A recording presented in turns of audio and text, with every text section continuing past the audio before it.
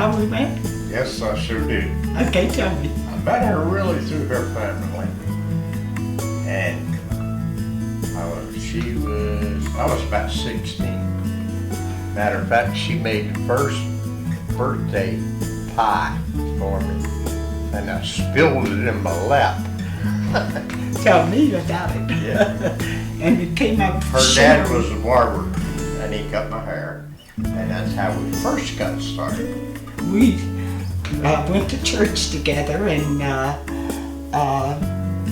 he had lots of girlfriends, and I decided if he ever asked me for a date, I was turning him down flat.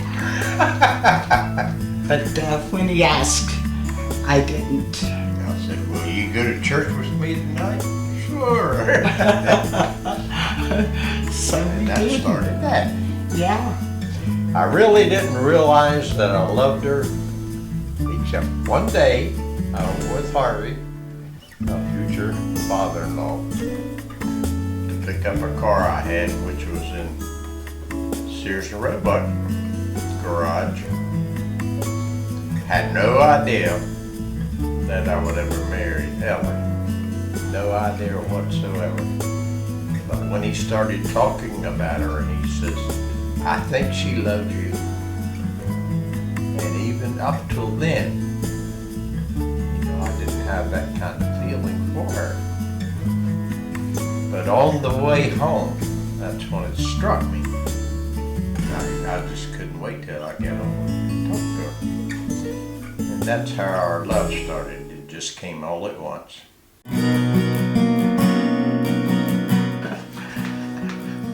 Well, we were married in, what, 54? 54. Donna was born in 56, a little girl, beautiful. She was. We thought she was beautiful, and we were going to live happily ever after with 3 kids. Well, we now have 5 kids. 4 daughters and 1 son, not in that order. 3 daughters and then a son. Bill thought he'd never get a son, right? Yeah, I didn't think so.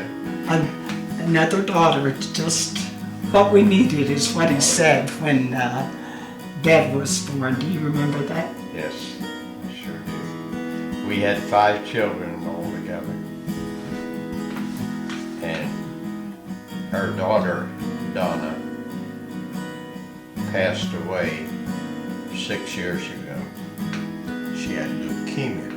She was in the hospital in North Carolina. And she was such a witness to the people at the hospital.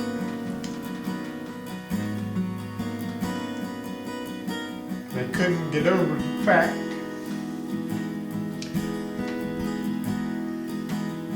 that our family was so emotional. I'm very emotional. I love my daughter. Still miss her. So I'm telling about the outhouse. That sounds good. Back quite a few years Oh, ago, that's... we lived in an old house and we didn't have the bathroom. And we didn't have an outhouse. So I decided to build one. So I got the lumber.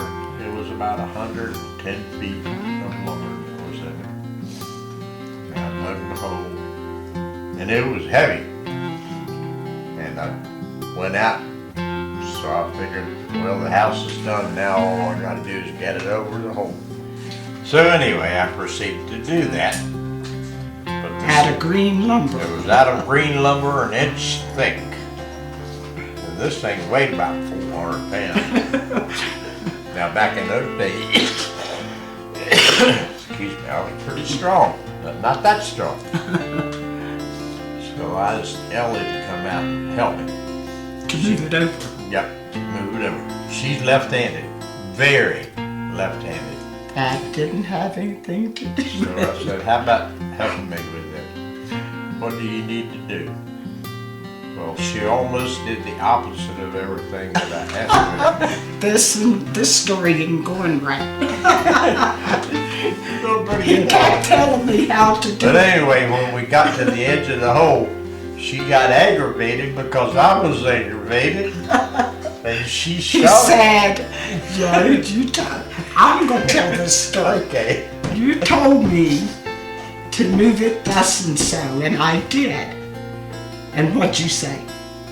You didn't do it right. You're not doing it You right. didn't do it right. Okay, tell me again what you tell me. He told me again. What'd you say? Said the same thing again. You didn't do it right.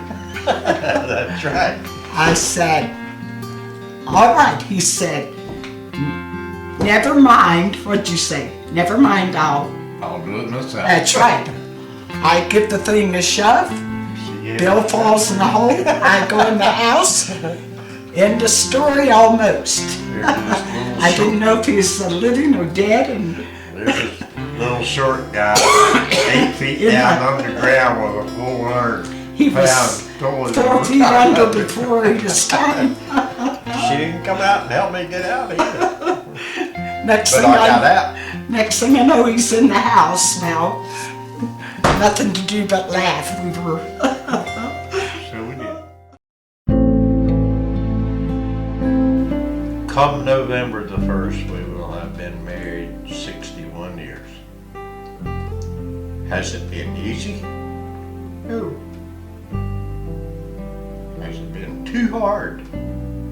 No. Why not? When you have love behind you, you give, you take.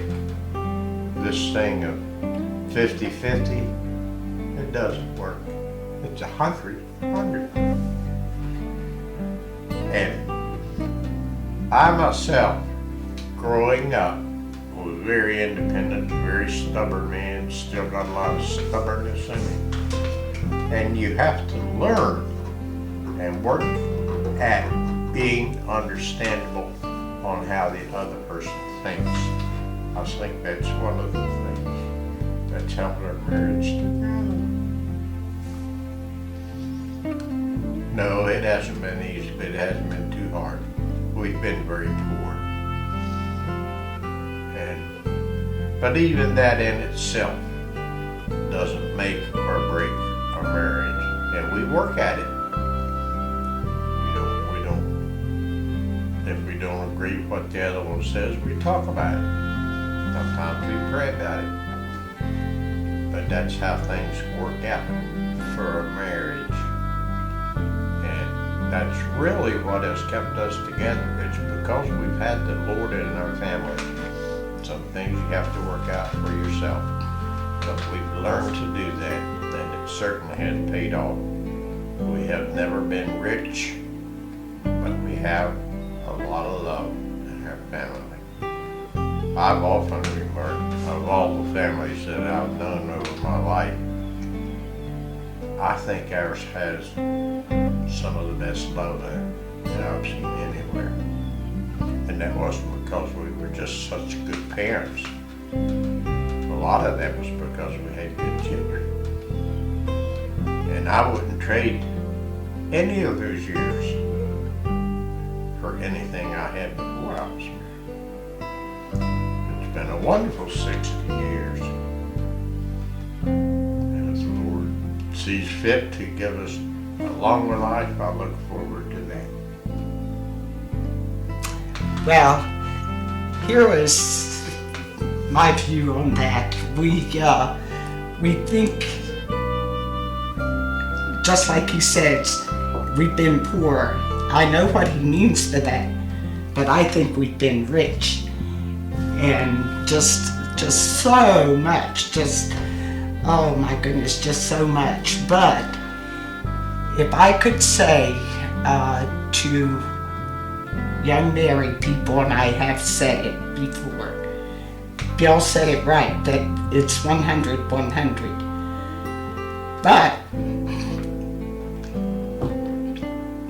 you have to bear with me here. One thing I have always known about Bill is he loves me more than anybody in the whole world would ever love me. And trust me to be there in every situation. Just outright trust that I wouldn't want to